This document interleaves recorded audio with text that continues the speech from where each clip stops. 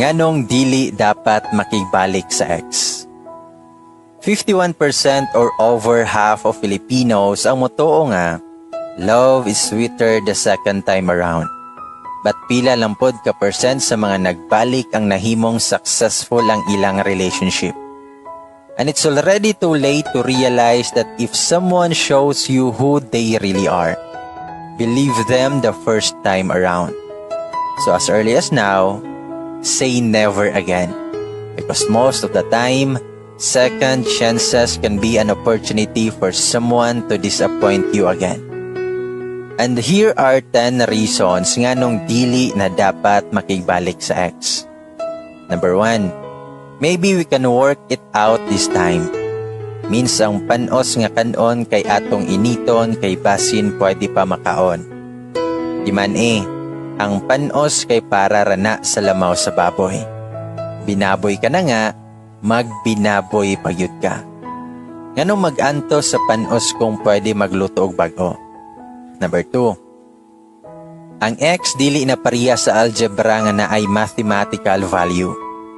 Let me just remind you nga nagbulag mo before kay gibaliwala niya imong value. Either gibiyaan, giilisan, gipasakitan, so dapat ikaw pod. Let the value of x be equals 0. Number 3, maong X ang tawag ni Monia kay X means no more extension sa expired ninyong relasyon. Life itself has an expiration date, as animals, plants, and people are born and die. So are moments in time. When the moment has passed, you have to let it go. Number 4, kung magbalik niya mag-away na pud mo, lupig pa ninyo ang construction worker kay inyong kaluton pagbalik ang mga sayop nga nabuhat sa una. Bisan magsabot pa mo to forget everything before, trust me, inig-LQ ninyo, bisan dili Thursday, kay mag-throwback na mo. Magpintahanay dayon mo sa inyong mga sala or sayop. May pa mo apply mo sa Vico ana kay nindot mo himoong pintador. Number 5, option lang ka. Makigbalik imong ex dili tungod kay maglisod siyag move on nimo. Batungod wala nag-work iyahang gipuli or ipuli nimo.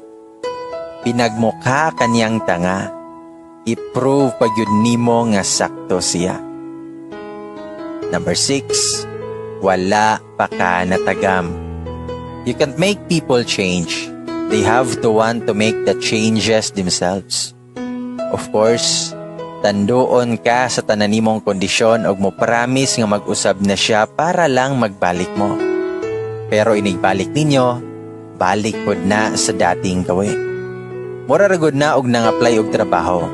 Pangutan-on ka inig-interview og willing ka mo overtime, mo work under pressure o guban pa. Syempre mo yes jud ka para dawaton. Pero nagtrabaho na, mo reklamo kay sigig overtime. Magsigi pagyod og yaw-yaw. Number 7, dako ang chance nga maora gihapon inyong mga problema nga masugatan ug ang mga rason nga inyong awayan. Di man unta ka litsyon pero nganong mosugot raman ka nga patuyok-tuyokon. Kapoy manggani maminaw sa yaw-yaw ni mama nga balik-balik na, samot na unya kung magbalik mo. Number 8, maglisod kag rason sa imong friends and family nga nung nagbalik mo. You're gonna be eating all your words. Katong tanang yaw-yaw nimo about niya, pinaana pa kaato nga, dili naligi ko makigbalik niya. Kung makatambok pa lang mukaon og words, for sure obese na ka. Not to mention nga dako na imong gasto during sa imong moving on stage katong pagbuwag ninyo. Pila imong giamot sa tagay, sa plete sa mga laag para lang maka-move on kaniya. Nya karon magbalik ready mo. Number 9, duha lang imong option sa kinabuhi. To move forward or to go backward. Ang dili pwede dunganon ang duha. How will you improve and grow as a person kung sige kag linger sa imong past? The mistakes of the past should teach us lessons. And as much as possible, it should never be repeated. Number 10. Dili ka tourist spot nga pwede niyang balik-balikan kung kanus siya ganahan. Always know your worth, so think before ka mo balik. Ask yourself, deserving ba ko masakitan pag-usap? Deserving ba siya nako? Is it worth the risk? If dili, then find someone different. Someone who can show you a different side of life.